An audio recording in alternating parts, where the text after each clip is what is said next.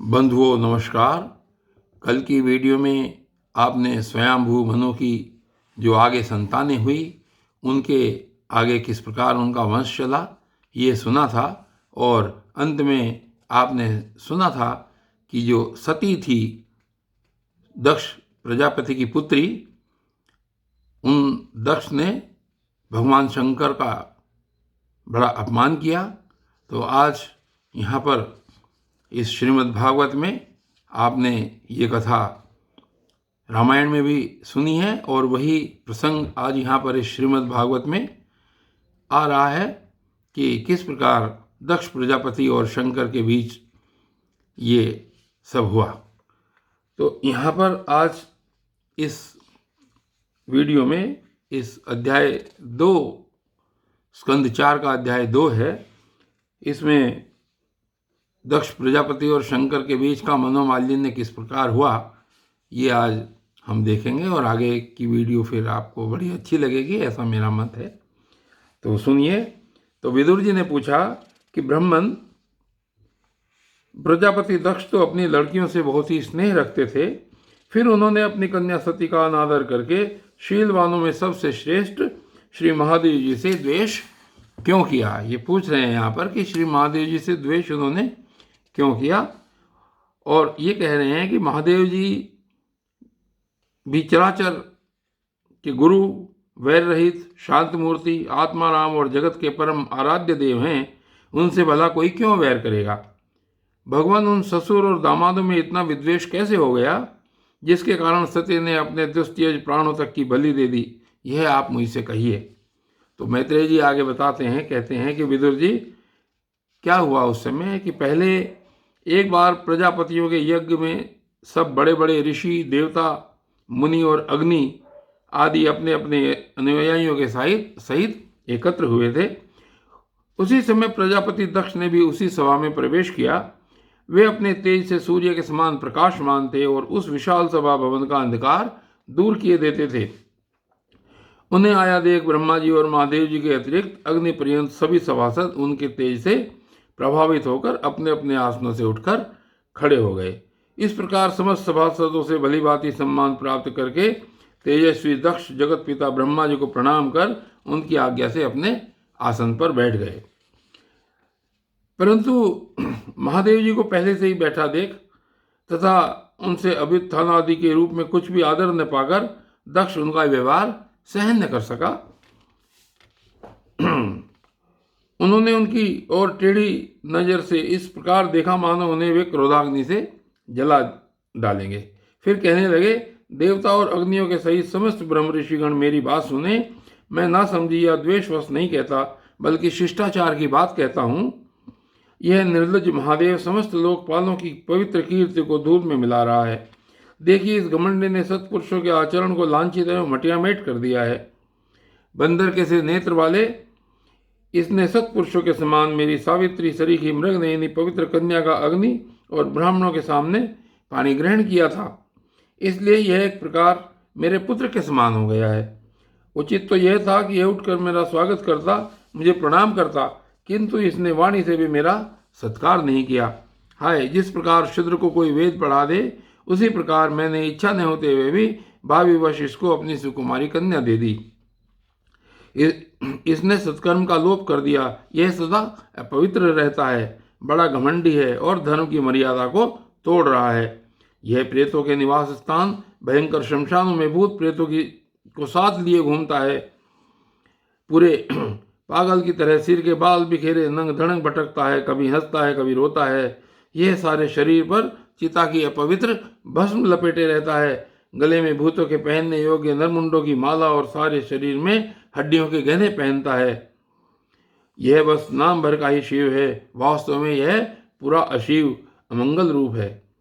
जैसे यह स्वयं मत वाला है, वैसे ही इसे मत वाले ही प्यारे लगते हैं। भूत, प्रेत, प्रमथ आदि निरे तमोगुणी स्वभाव वाले जीवों का यह नेता है। मैंने केवल ब्रह्मा जी के बहकावे में आकर ऐसे भूतों के सरदार, आचारहीन और दुष्ट स्वभाव वाले को अपनी भोली भाली कन्या ब्याह दी। ऐसा दक्ष प्रजापति ने कहा। शंकर जी को अपने आसन से न उठते हुए देखकर तो मैत्रेय जी कहते हैं कि विदुर जी, दक्ष ने इस प्रकार महादेव जी को बहुत बुरा भला कहा, तथापि उन्होंने इसका कोई प्रतिकार नहीं किया। वे पूर्ववत निश्चल भाव से बैठे रहे। इससे दक्ष के क्रोध का पारा और भी ऊंचा हो गया और वे जल हाथ में लेकर उन्हें शाप देने को तैयार हो गए। दक्ष ने कहा, यह महादेव देवताओं में बड़ा ही अधम है। अब से इसे इंद्र, उपेंद्र आदि देवताओं के साथ यज्ञ का भाग न मिले। उपस्थित मुख्य सभासदों ने उन्हें बहुत मना किया, परंतु उन्होंने किसी की न सुनी। महादेव जी को शाप दे ही दिया। फिर वे अत्यंत क्रोधित हो उस सभा से निकलकर अपने घर चले गए। जब शंकर जी के अनुयायियों में अग्रगण्य नंदीश्वर को मालूम हुआ कि दक्ष ने श्राप दिया है, तो वे क्रोध से तमतमा उठे और उन्होंने दक्ष तथा उन ब्राह्मणों को जिन्होंने दक्ष के दुर्वचनों का अनुमोदन किया था, बड़ा भयंकर शाप दे दिया। और क्या शाप दिया?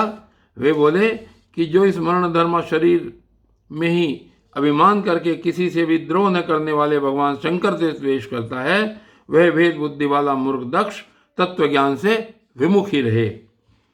यह चातुर्मास से यज्ञ करने वाले को क्षय पुण्य प्राप्त होता है आदि अर्थवाद रूप वेद वाक्य से मोहित एवं विवेक भ्रष्ट होकर विशेष सुख की इच्छा से कपट धर्म में गृहस्थाश्रम में आसक्त रहकर कर्मकांड में ही लगा रहता है। इसकी बुद्धि देहादि में आत्मभाव का चिंतन करने वाली है। इसके द्वारा इसने आत्मस्वरूप को भुला दिया है।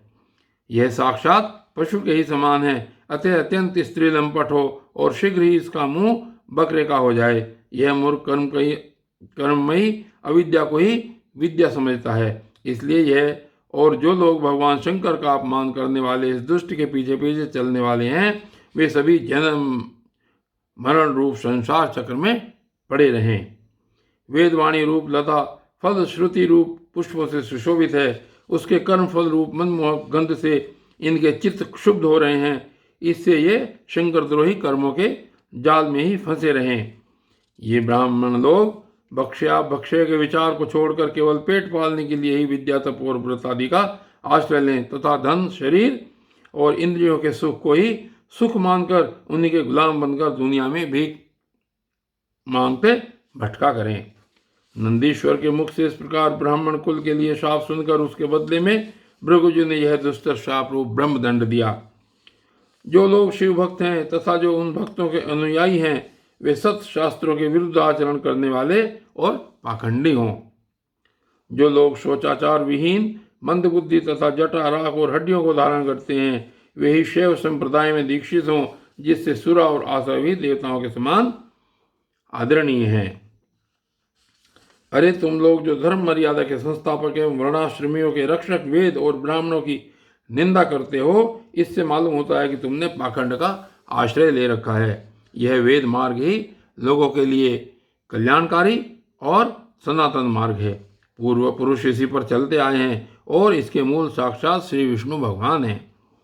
तुम लोग सत्पुरुषों के परम पवित्र और सनातन मार्ग स्वरूप वेद की निंदा करते हो, इसलिए उस पाखंड मार्ग में जाओ जिसमें भूतों के सरदार तुम्हारे इष्ट देव निवास करते हैं। श्री मैत्रेय जी कहते हैं, विदुर जी, भृगु ऋषि के इस प्रकार शाप देने पर भगवान शंकर कुछ खिन्न से हो वहां से अपने अनुयायियों सहित चल दिए। जहाँ प्रजापति लोग जो यज्ञ कर रहे थे उसमें पुरुषोत्तम श्री हरि ही उपास्य देव थे और वह यज्ञ 1000 वर्ष में समाप्त होने वाला था। उसे समाप्त कर उन प्रजापतियों ने श्री गंगा यमुना के संगम में एक ज्ञान स्नान किया और फिर प्रसन्न मन से वे अपने अपने स्थानों को चले गए। और बंधुओं, आज की वीडियो में ये जो शंकर और सती का प्रकरण है, ये आज यहीं तक।